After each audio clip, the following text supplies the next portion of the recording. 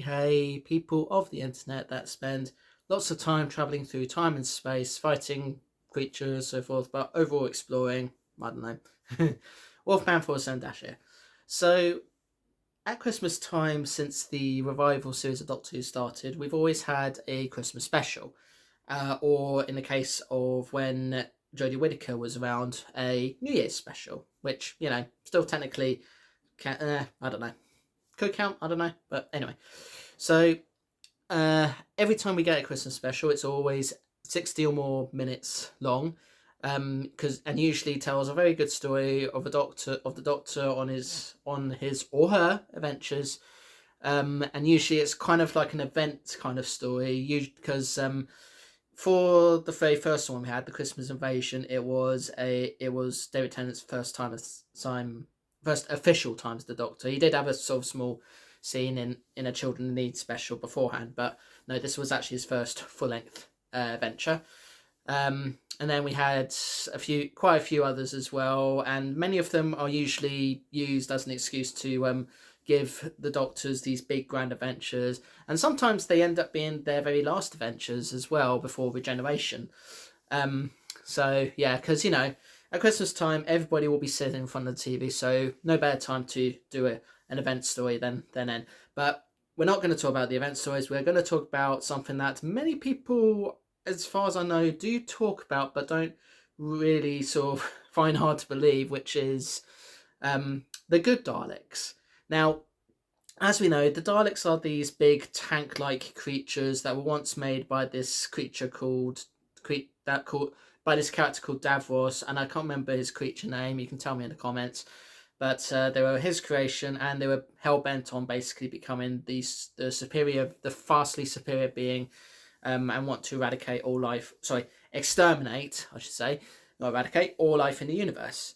All well and good, and all that, but some of them are not exactly in agreement with the whole plan, and many of these so-called Daleks actually do go against their original creators' plans.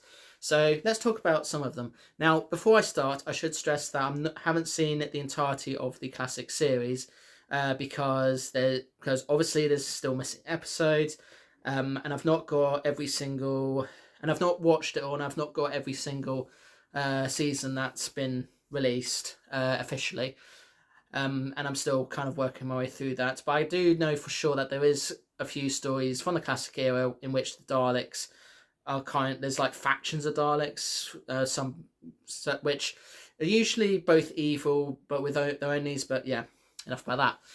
So I'm going to focus specifically on the revival good Daleks. So let's do that. So to start with, we have Metaltron. Just not to be try not to say the other word, say Megatron, because we don't want to confuse him with the Decepticon from Transformers.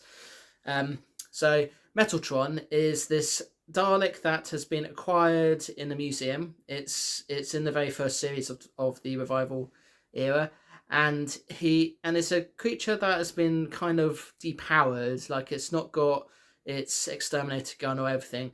But all of a sudden, Rose touches Metaltron, and it starts to become a true pure Dalek, to the point where it will actually start exterminating people, and it does just that.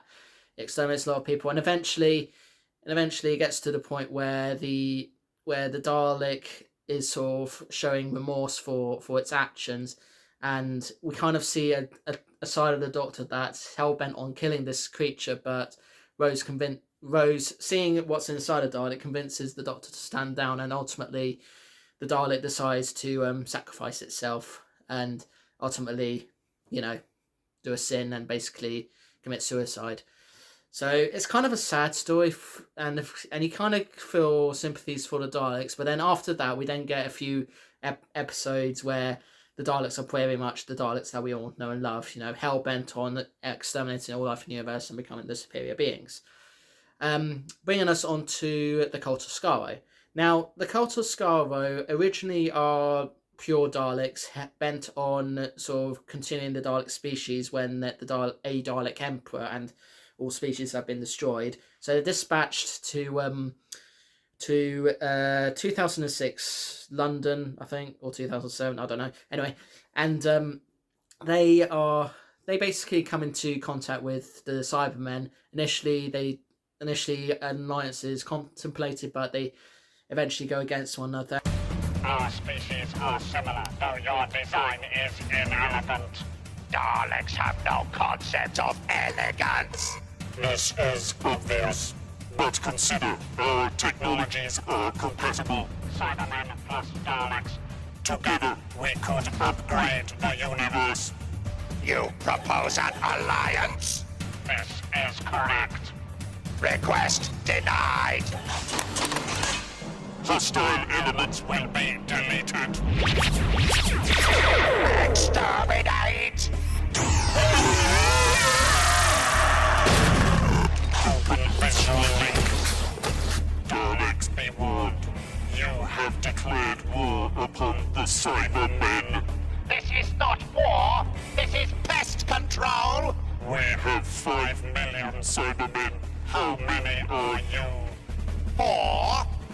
You would destroy the Cybermen with 4 Daleks. We would destroy the Cybermen with 1 Dalek. You are superior in only one respect. What is that? You are better at dying. Actually go against one another, and it's during this time that they actually have a thing from Gallifrey, the Genesis arc, which contains numerous Daleks, and these 4 Daleks use it to try and wipe out the Cybermen. And then things happen. They find themselves having to do emergency temporal shift and find themselves in New York during the time when the Empire State Building is still being built. During this time, the Daleks decide to create these human Daleks,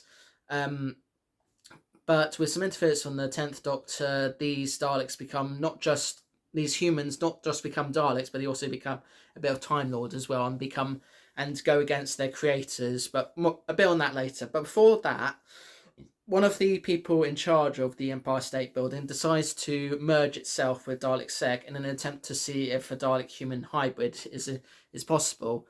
And when I say Dalek-human hybrid, I'm not talking about the human Daleks that we see later on, but I'm talking about the points where Dalek Sec comes out of his casing as a human and has a face that looks like it's kind of a human face, but with Dalek stuff all over it. And it's at this point where we kind of see, for the very first time, a Dalek sort of showing signs of being more human than Dalek, to the point where his allies in the Cult of Skaro, partners in the Cult of Skaro, kind of turn against him. And yeah, things happen, and then Dalek Khan is the last to remain of the Cult of Skaro, and he escapes. Leading him to the Time War. He finds a way inside the Time War, saves Stavros. They enact a plan to wipe out all of reality using a reality bomb. But as it turns out, Dalek Khan goes mad and foresees a sort of prophecy or whatever that sees one companion die. One of the doctors, because there's 2 doctors in this story, doing something, and ultimately Dalek Khan ends up dying in this one, and thus the end of the Cult of Skaro is well and truly over. But his prophecy does kind of sort of stay true, because the Dr. Donna side of Donna, it had to be killed to save her from sort of burning out. Although later on, when Ross T. Lewis returned, Donna regained her memories of her time with the Doctor, and yeah, it does kind of speak true, but only for a period of time. Between that period of time, we had these sort of Daleks that Churchill used in World War II or World War One, whichever one it is, which serve cups of tea. Now, the thought of a Dalek serving cups of tea to humans is kind of weird. And as it turns out, these Daleks are actually in disguise. They know full well that they are pure Daleks, but they are in disguise because they're trying to get the Doctor into a trap in which they use I guess use part of his DNA to bring out these new Daleks. Although these new Daleks, which everyone calls the Power Ranger Daleks, have ultimately get scrapped because no one really likes the design of them. We last see these Daleks again when they form an alliance with all these monsters from across the Doctor's timeline, and they all kind of ally together in a very sort of heroic effort to try and prevent the cracks in time from destroying everything. And they know that and at the time they know that the only person that would be responsible for that because of his time and space travel is the Doctor himself. But what they didn't know is that River Song, who at one point was taught how to fly the TARDIS, can also fly the TARDIS. So it's kind of a moment where they are sort of being heroic villains in a way, but we know what happens with that. So after a while, we then get a story in which the Daleks kind of need the Doctor's help in sort of ensuring their survival by going to some kind of asylum. But that's not really a sort of heroic. It has any heroic Daleks except for Oswin Oswald later on becoming Clara Oswald, who, at this point in the timeline, it's basically Clara Oswald going across the Doctor's timeline to try and save him from all these different events that happen, and she ends up in Asylum with the Daleks, appearing pretty much as a Dalek, although it's implied that she's actually living inside the Dalek and kind of controlling the Dalek. Something which she does do a bit later on, but it's this one where it's actually it just feels a bit out of place, and she actually does stuff to sort of save the Doctor by basically wiping the Daleks' memories of the Doctor, at least for a little while, and then they regain their memories later down the line. So that's all that's happens. And then the next time we see a good Dalek, it's the 12th Doctor, who basically comes across Rusty, a Dalek who is kind of sort of conflicted between his alliances, and it's only when the Doctor goes inside him, as in like going inside the Dalek, that he's able to figure out where his allegiance lies, and decides they must wipe out the remaining Daleks.